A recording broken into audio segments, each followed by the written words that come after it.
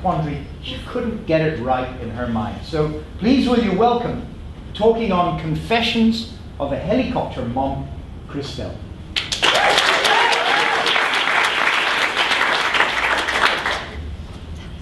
Helicopter parenting is a style of child rearing in which an overprotective mother or father constantly discourages their child's independence and growing independence by constantly hovering about and trying to rescue their child every time they are in distress or facing some kind of challenge. A good example of helicopter parenting is the mom or dad who calls in after their child has had their first interview at Alan Gray to find out how the interview went. Hi, my name is Christell, and I'm a recovering helicopter parent. I had no idea that my style of child rearing was a little bit odd until I heard of this woman called Lenore Skenazy. Lenore Skenazy gained infamy when she dropped her 9-year-old son off at the Bloomingdale's department store in the heart of New York City and left the little guy to find his way home on his own. Now, I live in Rondebosch, which is not the concrete jungle, and I'm sure you will all agree that a person like me would find what Lenore did absolutely bizarre.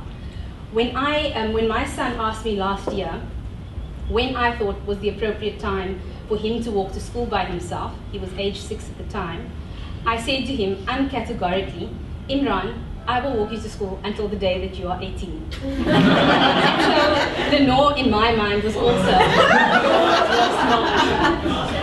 But I was intrigued by why this crazy woman did what she did.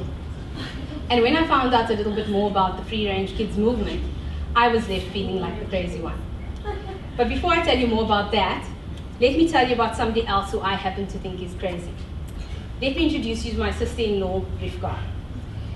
If I am a controlling parent, then Rivka is my polar opposite.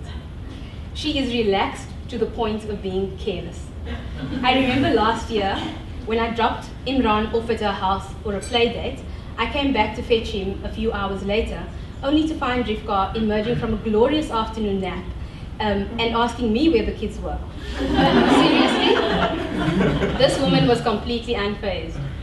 She feels that a child should be independent as soon as they're able to walk by themselves. And I have proof of this because all her children know how to make peanut butter sandwiches way before they're 3 years old. Notwithstanding all this high-risk behavior that happens at this residence, my kids really love hanging out with their Auntie Rivka. And the truth is, I love hanging out with Auntie Rivka too, because Rivka reminds me of someone who I happen to think is the best mom in the world. Rivka reminds me of my mom. And the way she is with our kids reminds me of the way that I grew up. I had a free-range childhood. When I was young, it was the 80s, you could go to the shop at age 7 by yourself. You could even go and pick up a friend on the way, and you could buy milk and bread for your mom. You could even buy cigarettes for your dad because it wasn't illegal and nobody was going to give you as much as a silent glance. My free-range childhood entailed a lot of fun. It entailed a lot of freedom, and what's more is I survived it. And even better, I learned a couple of things. I learned very important things from my childhood. I learned, for example, how to entertain myself, because my parents wouldn't do that. I learned to be self-reliant. I learned to be creative. And I learned that being a grown-up was the most awesome thing ever, because they always got to call all the shots. My mother has a very simple philosophy to parenting. She believes that it is our jobs as parents to, number 1, protect our children. Number 2, teach our children how to protect themselves. And number 3, be a role model to our children of a person enjoying life. Now, I've got a lot of fears about harm coming to my kids. And I think what's happened with me is that I have, with having all these fears, I've overemphasized the protection aspect of the job to the exclusion and complete neglect of the other 2 aspects, which my mother would argue is equally important. In bubble wrapping my kids, I'm not only not allowing them to flex that independence muscle that they have, I've also taught them that it's a horrible and stressful event to be a grown-up. And I don't think it's just because I work in risk that I feel this way. I think if you ask anybody nowadays, they would agree that the world is a far more dangerous place now than it was when we were growing up.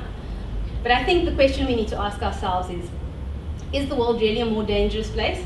Or are we just on a media diet of 24/7 bad news that's repeating the bad news to us over and over again so that we think it's more dangerous?